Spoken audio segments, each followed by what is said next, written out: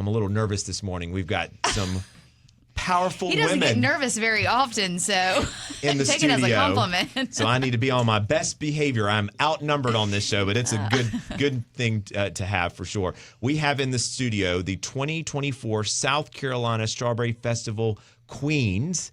Now, we crowned a total of 7 women.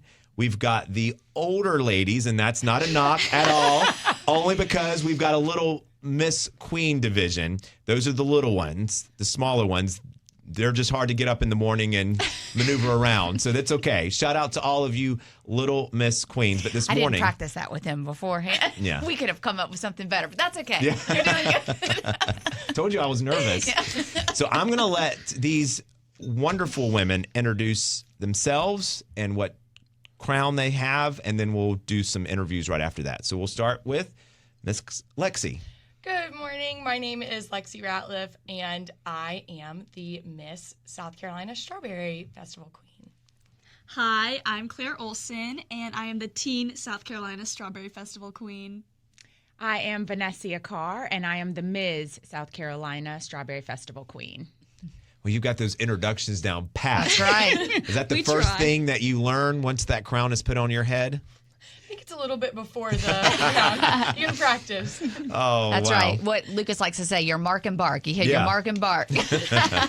Well, this year's pageant had 72 contestants, their largest crop yet of our Strawberry Queens, which was fantastic. And, of course, this is under the direction of the pageant coordinator, Danielle Lennon, who is also a former pageant winner and a former queen back in 2018. She is here.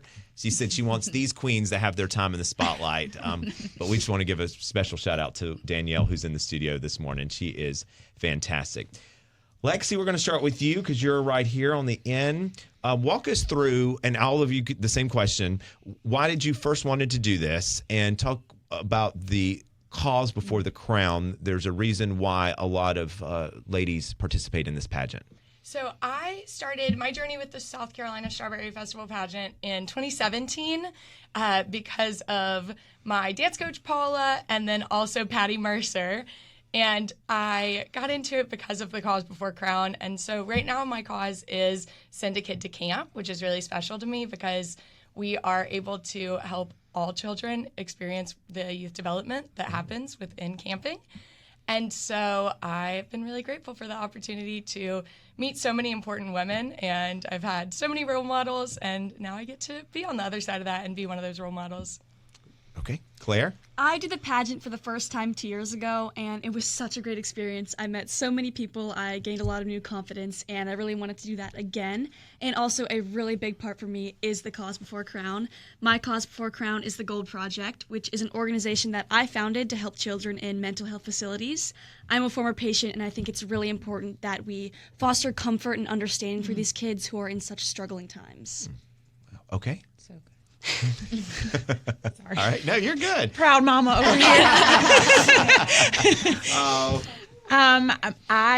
This is my first time doing the Strawberry Festival pageant. My first time doing any pageant. So wow. So I'm elated to sit next to these sort of pageant veterans here. My Cause Before Crown is Classroom Central. It's an organization that is providing free school supplies and resources to students who need them the most. We all know that teachers are underpaid. We all know that teachers have the hardest job in the world. They have to be teachers, mental health coaches, everything. And so to then have to take out of their own pocket to go buy school supplies for children who don't have those resources is just ridiculous. So being able to set those children up for success, put them on a level playing field, that's really important to me. And the Strawberry Festival gives you an opportunity to promote that cause, to share that cause, and to raise awareness for all of us. So, And tell us your name, too. I'm sorry. That's okay. Vanessa. Vanessa. Great. And so that kind of brings us to the next question. What does your next year look like? Like, what's going to happen? How do you take that cause and make people aware? So I would say we're going to plan events. We're going to raise awareness. We get an opportunity to have a social platform. We have the backing of the town of Fort Mill, and it really just gives us an opportunity to share that, to partner together. So you'll see us a lot together, supporting each other's causes, and just really make sure that we can get as much awareness out as possible and plan as much as we can in the year that we have together. I will say, being involved with the pageant and seeing it on the stage and in the audience and behind the scenes, while you're competing, you really are a very supportive group of women. And I know pageants get they have such a bad reputation, right? Like, why do you want to do this? And yada, yada, yada. I think you three just made a great example of why you want to do this. You get, one, that crown can open a lot more doors, right? And you can educate a lot of people about issues that are impacting us locally. So there's that. But it's also the support system you have. I mean, Claire, if you tried out or you've done it 2 years ago, and if you had a horrible experience, you probably wouldn't want to come back. Lexi, you did it since when, 2017? Same thing. If you had that's okay. If you had a horrible experience and didn't feel like loved or enjoyed it, you wouldn't have come back. And Vanessa, your first time right out of the gate, and you already have a bond with these two. I mean, I really think that's pretty impressive. What else don't we see if we come to the pageant? Especially with the strawberry pageant, it's a whole experience. We have many practices. We get to meet with all the girls. I've been actually very close with these two since day one of practicing. We all get together, talk about our causes, practice, and just create bonds and create a supportive system where we all get to support young women. And it's just a great experience, and I recommend it to anyone who wants to try it. And then Lexi, again, this is not your first time being in the studio here. You tried out for Miss South Carolina? Yes, I did actually go to Miss South Carolina in 2017 with the teen strawberry queen at that time. So I was Miss York County, and she was the strawberry teen. And she actually wound up competing again this year for the Miss category. And we were really close throughout the process. We've been close since 2017. And so she's just been my pageant best friend.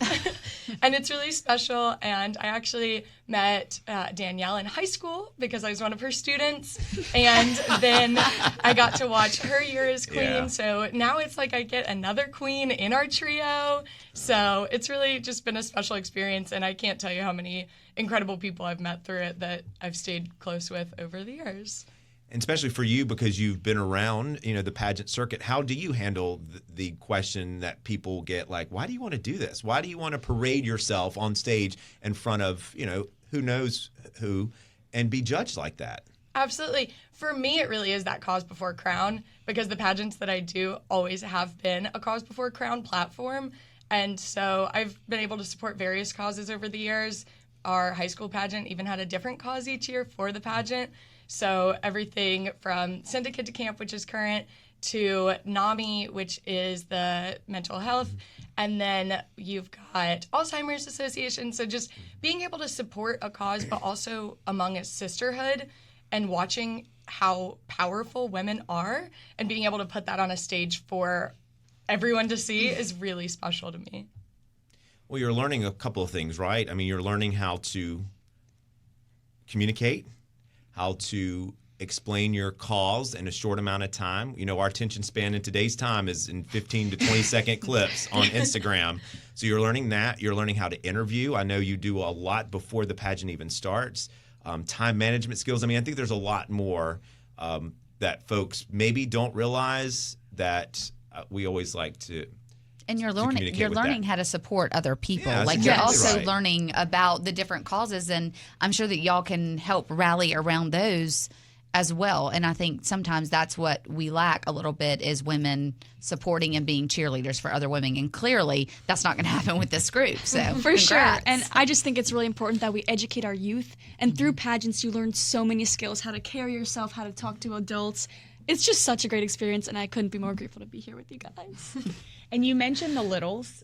We all, as the older, the bigs, the bigs. Wink, wink. We need to have a better title for that, right? I'm 15, guys. Yeah. We'll work on that for next year. So the teen up, we all mentor littles. So each of us had at least one or two littles that we sort of walked through the pageant experience. So we were there with them from the start. We had meetups with them, ate ice cream with them, helped them on pageant night. So it gives an opportunity to mentor. And I think that's really important for all of us to be able to share that experience with them. Well, clearly you all are doing something right in the town of Fort Mill. 72 contestants made it into this year's South Carolina Strawberry Festival pageant. Many more were on a waiting list. So when that alert goes out, be the first to sign up for next year for sure. Take away all the information these ladies have given us this morning, and you're going to see all of them, all 7 of them, out and about, of course, during the South Carolina Strawberry Festival and beyond. I mean, y'all show up everywhere throughout the entire year. You're like ambassadors for the town, which is fantastic. If you're going to have this, you might as well just open more doors and welcome more people into our community, which we love. So congratulations again to this year's crop of the 2024 South Carolina Strawberry Festival Queens.